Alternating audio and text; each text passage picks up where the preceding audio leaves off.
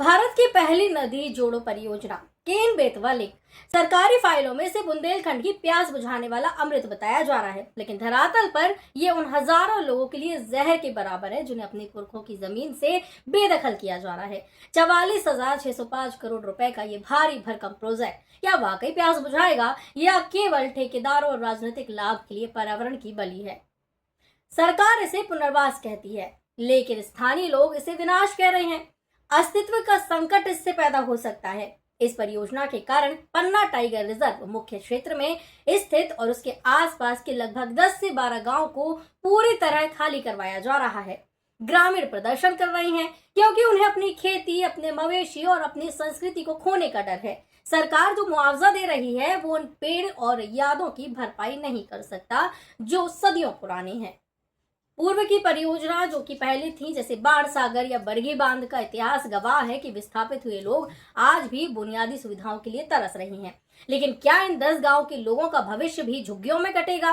पानी कहाँ जाएगा? एक बड़ा सवाल इसी बीच में खड़ा होता नजर आ रहा है। सरकारी आंकड़ों के अनुसार केन नदी का सरप्लस पानी बेतवा में डाला जाएगा, लेकिन यहाँ कई तकनीकी और प्राकृतिक खामियां हैं। लेकिन क्या केन नदी में वाकई अतिरिक्त पानी है? कई विशेषज्ञ और स्थानीय लोग दावा करते हैं कि केन नदी खुद गर्मियों में सूख जाती है। जब केन नदी में ही पानी नहीं होगा तो बेतवा में पानी कैसे भेजा जाएगा? केन बेसिन की अनदेखी यहाँ पर होने की बात कही जा रही है। केन नदी का पानी मोड़ने से पन्ना और बांदा जो कि यूपी में आता है, उसके निचले इलाकों में पानी का संकट गहरा सकता है। वहाँ के किसान सिंचाई के लिए केन पर निर्भर है, लेकिन क्या एक हिस्से को हरा करने के लिए दूसरे को रेगिस्तान बनाना जायज है? ये परियोजना देश की सबसे महंगी जल परियोजनाओं में से एक बताई जा रही है। कहा जा रहा है कि ये परियोजना सबसे महंगी है। लगभग 45,000 करोड़ रुपए की ये राशि जनता के टैक्स का पैसा है जो कि इस परियोजना में लगाया जा रहा है। आलोचकों को कहना है कि भारी भरकम बजट का उपयोग छोटे छोटे चेक डैम, तालाब के पुनरुद्धार और जल संचयन के प्राचीन तरीकों पर किया जाता तो बुंदेलखंड का हर खेत हरा भरा हो जाता। बड़े बांधों के निर्माण में अक्सर बड़ी कंपनियां और ठेकेदारों का हित सर्वोपरि हो जाता है, जबकि केवल विस्थापन की मार ग्रामीणों पर, आम आदमी पर पड़ती नजर आती है। ये प्रोजेक्ट केवल इंसानों का नहीं बल्कि बेजुबान जानवरों का भी दुश्मन है। पन्ना टाइगर रिजर्व का लगभग 6017 एकड़ क्षेत्र डूब जाएगा। इसमें कोर एरिया भी शामिल है जो बाघों के प्रजनन के लिए सबसे सुरक्षित माना जाता है। लाखों पेड़ों की कटाई इस दौरान होगी। अनुमान जताया जा रहा है कि इस परियोजना के लिए लगभग 20 लाख से ज्यादा पेड़ काटे जाएंगे। जलवायु परिवर्तन के दौर में इतनी बड़ी हरियाली का खात्मा क्या विकास कहलाने के लायक भी है? आप बताइए, क्या इसे विकास कहा जा सकता है? गिद्धों और घड़ियालों जैसे दुर्लभ जीव जो कि आजकल नहीं पाए जाते हैं, उनके प्राकृतिक आवास भी खत्म हो जाएंगे। लेकिन ये परियोजना है क्या? पहले हम आपको ये बता देते हैं जिससे इतना सब कुछ नुकसान होने वाला है। केन नदी पर 77 मीटर ऊंचा बांध बनाया जा रहा है।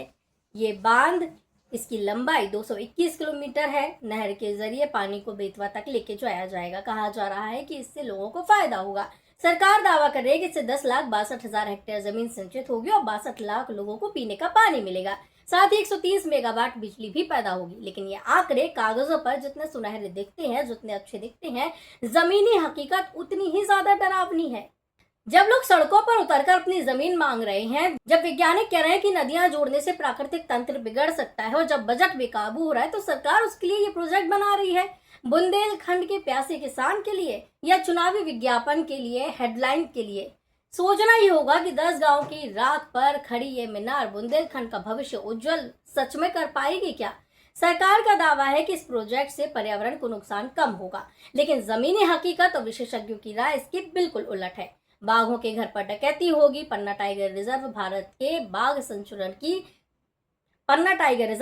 बाघ संरक्षण को सफलता का प्रतीक रहा है, लेकिन बेतवा इसके कोर एरिया को 10% तक डुबा सकता है। पर्यावरणविद जो है उनका कहना यह है कि केवल जमीन का डूबना नहीं है, बल्कि बाघों के आवागमन का रास्ता भी बंद हो जाएगा। जब रास्ता ही नहीं बचेगा तो बाघ बस्तियों की ओर आएंगे, जिससे इंसान और जानवरों का संघर्ष भी बढ़ जाएगा। सरकारी फाइलों में संख्या कम दिखाई जाती है, लेकिन स्वतंत्र रिपोर्टों के अनुसार दौधन बांध और नहर के निर्माण के लिए करीब 23 लाख पेड़ काटे जाने वाले हैं। इतना भारी भरकम पैसा इसमें खर्च किया जा रहा है। लाखों पेड़ों के द्वारा दी जाने वाली ऑक्सीजन और पानी का मुकाबला कौन कर पाएगा? केन नदी की चट्टानें दुर्लभ गिद्धों का प्राकृतिक प्रजनन भी स्थल है। सरकार के पास इन जीवों के संरक्षण के लिए कोई ठोस योजना नहीं है, बस कागजी आश्वासन है। अभी तक सरकार सिर्फ आश्वासन देती आई है, लोग प्रदर्शन कर रहे हैं।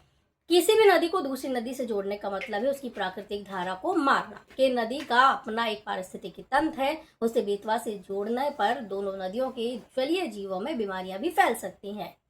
आपको क्या लगता है कि ये जो परियोजना है ये लोगों के लिए लाभदायक होने वाली है या इससे नुकसान होने वाला है? कमेंट करके जरूर बताइए।